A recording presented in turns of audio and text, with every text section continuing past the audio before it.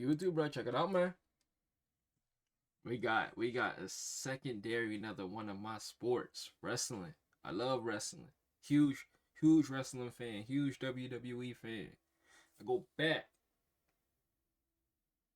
to like I don't know when. Get to the gaming channel. I got a wrestling video over there, and there's gonna be another one over there next week. It is 124-26. Get to the gaming channel. But hey, we got when wrestling matches go horribly wrong. Bro, I hate one thing I can't stand is botches. I know botches happen, but I can't stand botches. And when someone misses their spot, you might see me cringe or look away a lot this video because I just can't do it. But let's get into it. Look how smooth it is. Oh, nice kick right there. What you just saw ended this wrestler's life.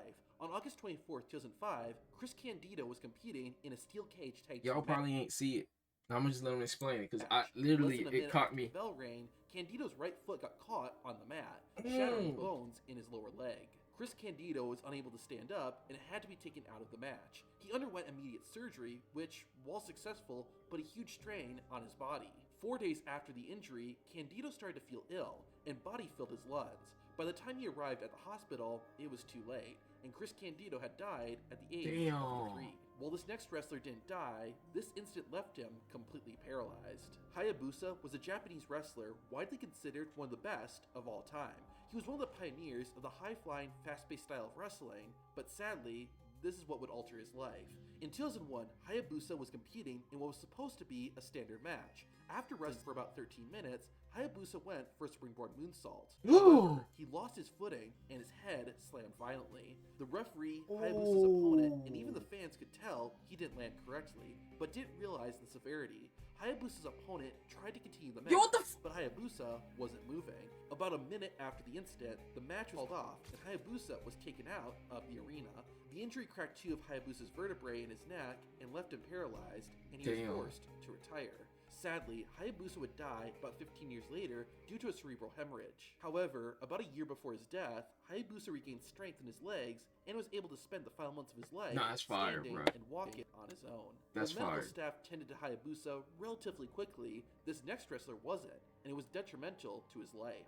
In the 1980s, WWE matches were almost never stopped. Part of this is due to the wrestling culture at the time, and simply WWE and most wrestling companies having very few safety protocols in place. During a non-televised WWE show in 1986, the WWE Tag Team Champions, Dynamite Kid and Davey Boy Smith, were defending their titles against Don Morocco and Bob Orton. During the match, Dynamite Kid jumped over his opponent Dynamite Kid and Bob Orton, by the other.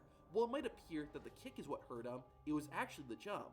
As Dynamite Kid said in his book, "As I jumped, literally mid-stride, I felt something go in my back." Dynamite was barely able to move, and neither the referee nor Dynamite's opponents knew that he was seriously Alright, we back. hurt. The I match can't even hear the video. continued with Dynamite Kid laying on the side of the ring. Finally, once the match was finished, medical staff came out and Dynamite Kid was taken to the hospital. The injury was the beginning of the end of Dynamite's career, and one can only imagine how things could have been different had he gotten medical attention right away. While that was devastating, this next match has the most gruesome injury in wrestling history. Psycho Sid, or Sid Vicious, was a monster, and he was usually the biggest man. Did he get dropped on his neck? Because of this, Sid mainly used big power moves, and he probably should have just stuck to that moveset. However, during WCW, I can't remember what happened to Sid. I know he ended his career. Pressured Sid Vicious into performing an aerial move from the middle rope. Sid wasn't comfortable doing it, but agreed to anyway, and it was a big mistake. When he hit the move, Sid landed awkwardly, and the impact caused his leg to snap in two. Sid immediately underwent surgery, and was later told he would never be able to run again. In the aftermath, Sid had to use a cane just to walk. While it was a long and challenging road, Sid was determined to regain his strength, and he did. In fact, in 2012, he returned to WWE and wrestled one final match for the company.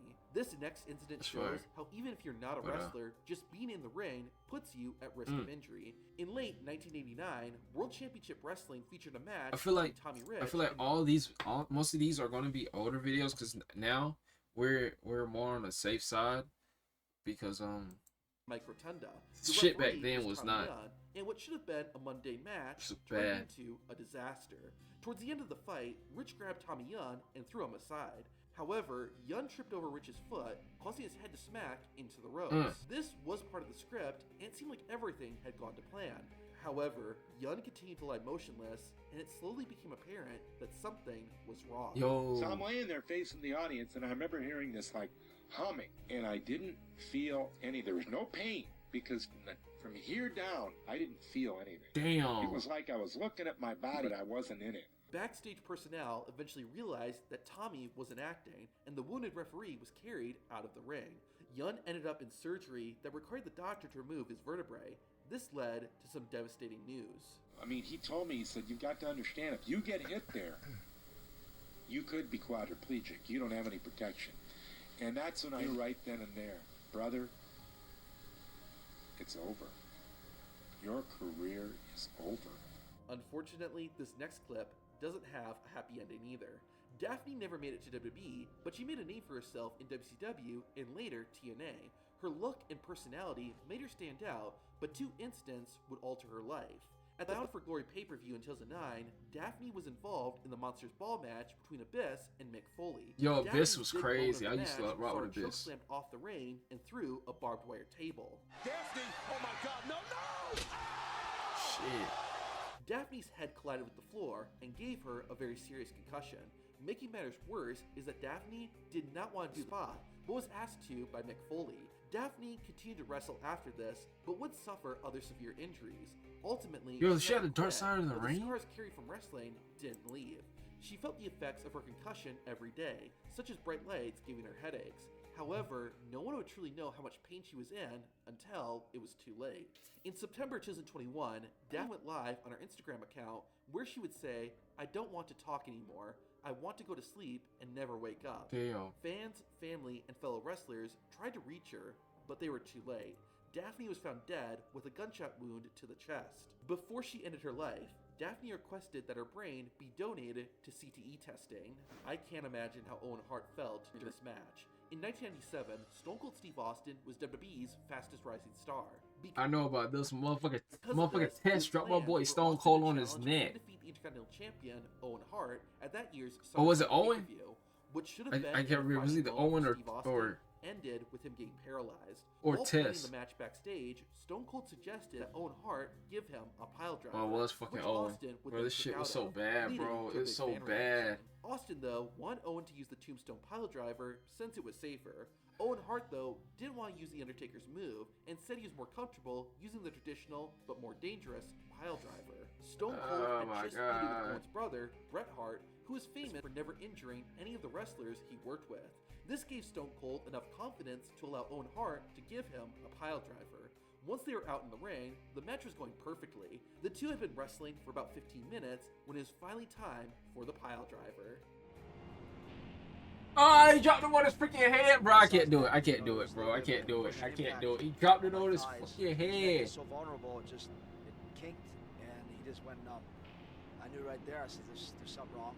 He said, "I can't feel my fingers." Fucking dropped him Austin on his had just head. enough strength to perform a roll-up and end the match. While Stone Cold was able to return to the ring, this injury did shorten his career. This next wrestler, though, sadly lost life while competing in a match. In 2015, Rey Mysterio was wrestling Oh, I in a remember tag this. team match in Ray Mexico. kicked him in the In head, climax of and the match, Mysterio had both of his opponents dangling over the middle he ain't rope. make it. Ray hit his finisher, the 619, but Pero Aguayo Jr. didn't react.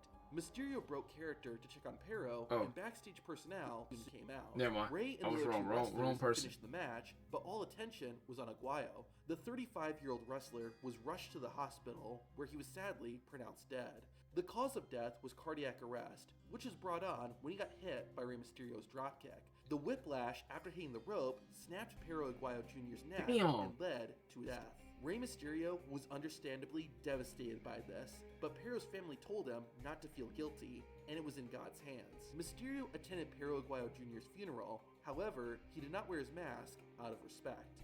What happened to Aguayo and everyone else in this video was a pure accident, but this next wrestler deliberately Bruh, tried no. to kill If this New Jack, I'm not watching no New Jack clips, bro. I'm not watching.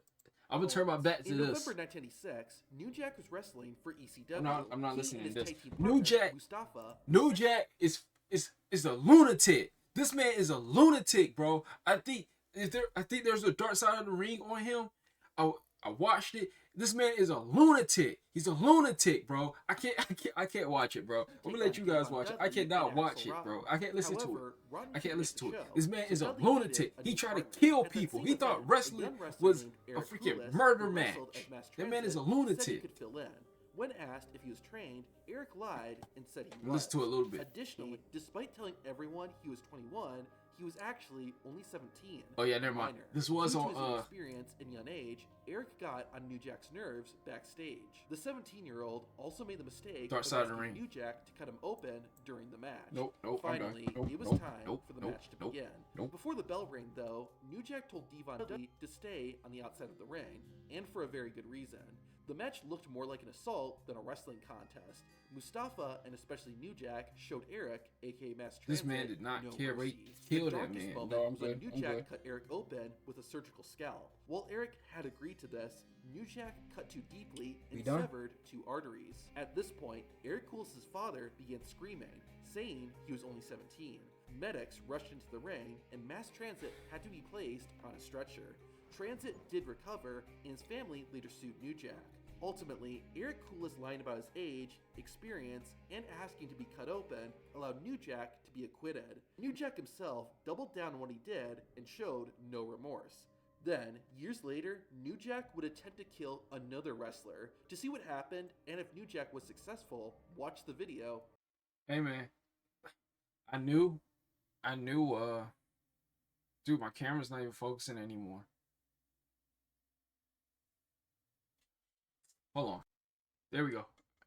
But I knew when they brought up New Jack name, I was like, bro, I'm taking my headphones off because it gets super cringy when I hear things about New Jack. Because man, oh my goodness, it just But whew, I got goosebumps watching that video, bro. It's just the cringy moments and people getting injured. Like, I love wrestling, but I know it comes with injuries and botches. It's just like, man. I pray they stay safe all the time. But hey man, I'm gonna get at y'all on the next one. I'm gonna go watch this Daphne Dark Side of the Ring and get at y'all next time.